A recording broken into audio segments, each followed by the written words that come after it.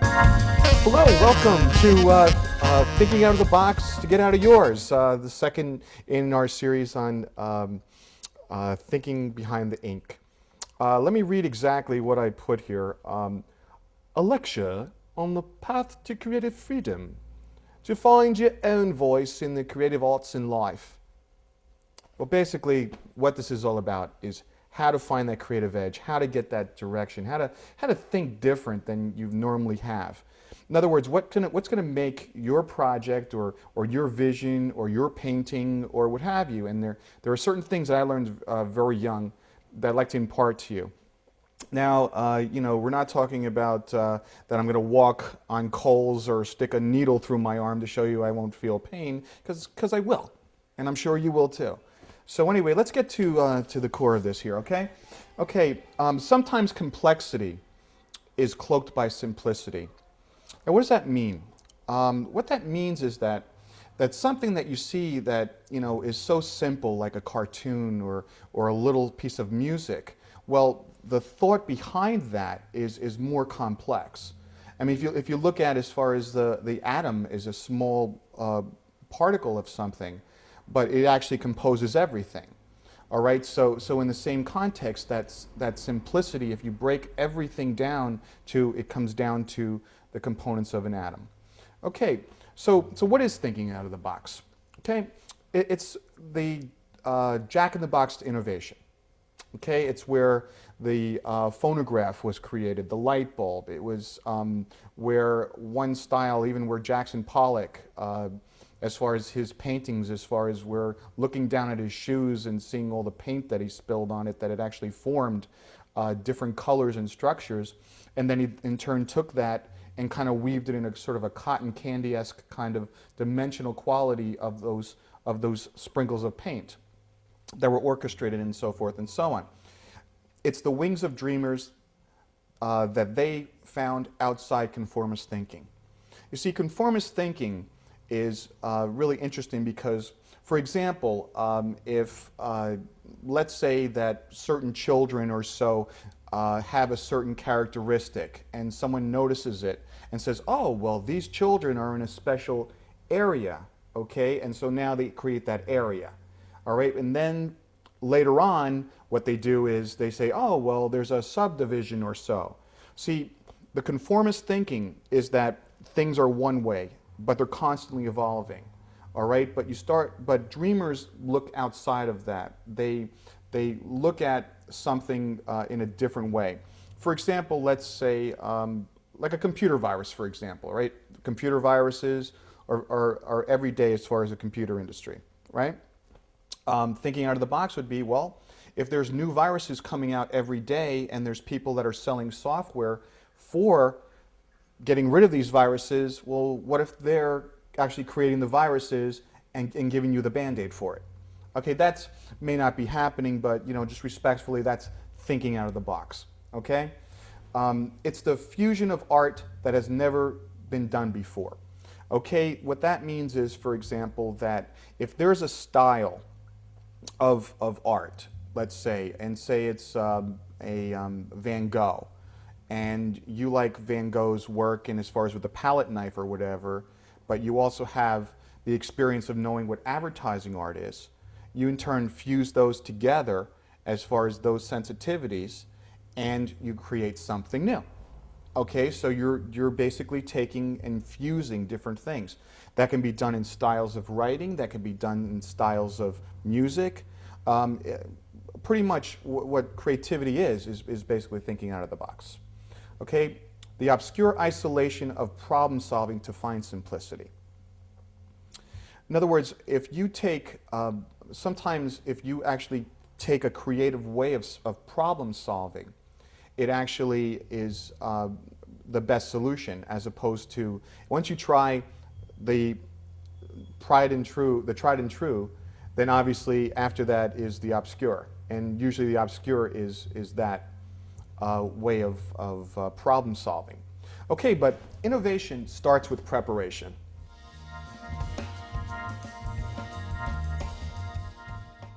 Now, if you're doing a creative piece. Like for example, I'm currently working on animation cartoon scripts and proposals. Also writing music in a animated musical, and advertising, and a whole bunch of other things.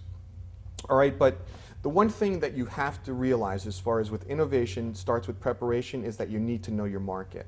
Okay? You need to know if something's been done before in order to know if it's innovative. I mean, how could you really know if it's innovative, right, if you don't know your market? A perfect example is if you want to get into the animation industry, what you'd have to do is, as far as coming up with original concepts, you first of all have to trace it back for a while, see how far, like what different things have been done, what's currently being done.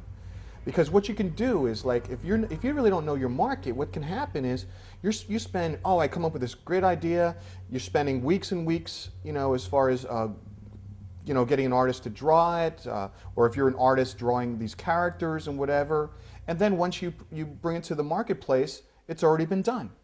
All right, so you wasted all that time by forgetting the one core ingredient in that innovation starts with preparation. Okay, to be innovative, you must know what has been done before and what is currently being done, as I said before, and do not duplicate what is in the market, or you reciprocate with a new voice of style.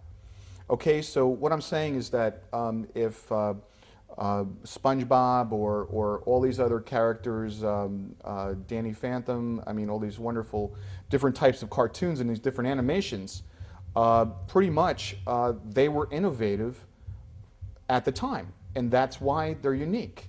All right, but if you try to make another SpongeBob, but this time instead of it being a sponge, it's a piece of coral, well, it's not going to be accepted in the marketplace because you really didn't, you basically were duplicating someone else's ingenuity. And with thinking out of the box, you find your own ingenuity with the tools that I can show you right now, and I'm really honored to do that. Okay? All right, so innovation starts with preparation, then perception. Okay, what does that mean? What is not, has it been done in this way? Let's say you have an idea, but it's similar, but whatever. But has it been done in this way? There's nothing new under the sun, all right? So if you have a different variation or so, like let's say Noah's Ark, all right? Noah's Ark, as far as the biblical story, as far as Noah, what have you, doing a space version of it or a Western version of it or what have you, but you put your spin on it, you put your identity on it, and you know all the other formulas as far as your craft, as far as even from think behind the ink, as far as our first in the series, then you'll understand that there's certain rules you can break, but there's certain rules that apply. All right, and you have to understand that sometimes that when you try to find that new voice or that find that new way. Okay, the next is, will it hold water? And that's exactly what I said before. And are you talking yourself into a skewed perspective? I've met a lot of artists, I've met a lot of writers and musicians, all right? And they will come up with something, and maybe even a character or what have you, but what'll happen is that character just doesn't fit. Like it doesn't fit in the concept, but the character's like, oh, this is a great character, or this piece of music really fits in there. Well, see, don't talk yourself into what doesn't work. Have enough confidence in your craft to know that it doesn't work. And believe it or not, that could also be the birthplace of, in a thinking out of the box kind of way, where that you basically come up with another concept using that piece of music, using that illustration, using that character that you created. Okay, so innovation starts with preparation, then perception, then decision, and that's the most important. Okay, direction is dictated by more than desire. Okay, you need to make a conscious decision that you are definitely going to work hard to make this the best it possibly can be. Okay, you need to make the decision that these characters, this piece of music, this painting, is what you're going to focus on and do the best you can with. Okay, so you have to have that faith. you have to have that faith. Is like when you come up with something, you're thinking out of the box, and we haven't really even talked about that yet, as far as the process of thinking out of the box. But I want you to understand there's a certain responsibility. Okay, and the responsibility is that if you come up with something innovative, you need to have the desire, the faith, and the fortitude in order to follow through and actually make it into something. I mean, you can have all these wonderful ideas, but they're just ideas. Unless they take form in one fashion or another, all they are is ideas. Somebody once said that the greatest ideas died in the grave. Okay? Innovative inventions, great pieces of music, fantastic paintings, beautiful works of written art. Okay? And that's why, and the reason for that is because they did not follow through.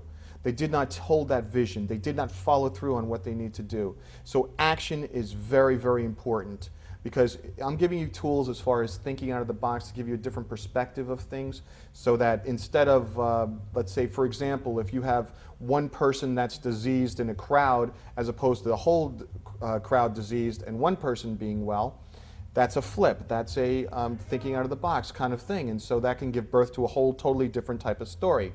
All right, but let's get to the techniques. Okay, the techniques would be somewhat, the first one would be take the flip.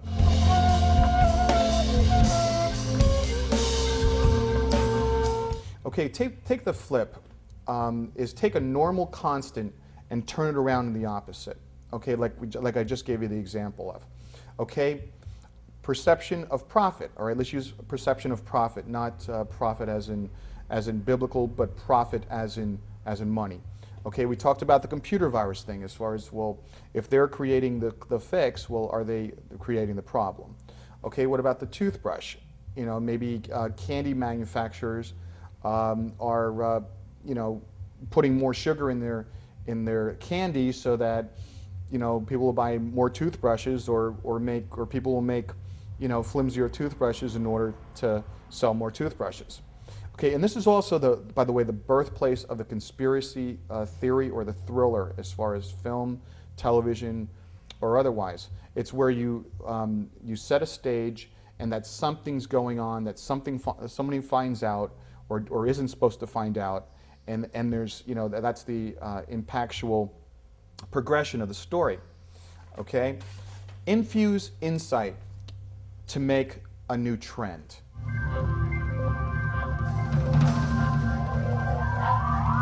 Okay, what does that mean? That means that this can be done by changing the characters and environment of a core idea. Film flip to TV, not an adaptation. Like, note, for example, these flips. Okay? I Dream a Genie. Okay? Great show. But I Dream a Genie was actually a movie called The Brass Bottle, where it was with Burl Ives, where he's a genie in modern day, so forth and so on. And then there was also a female genie that liked the modern world and wanted to stay there. So that could have been, and these are could have beens, but it's very highly likely that these things do apply. All right, Bewitched. All right, Bewitched. Actually, there was a film with Veronica Lake called I Married a Witch.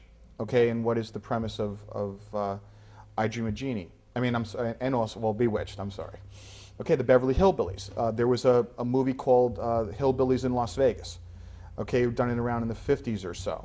I mean, Gilligan's Island, isn't that Swiss Family Robinson with a different flip? And what about Lost in Space? The Robinsons in space.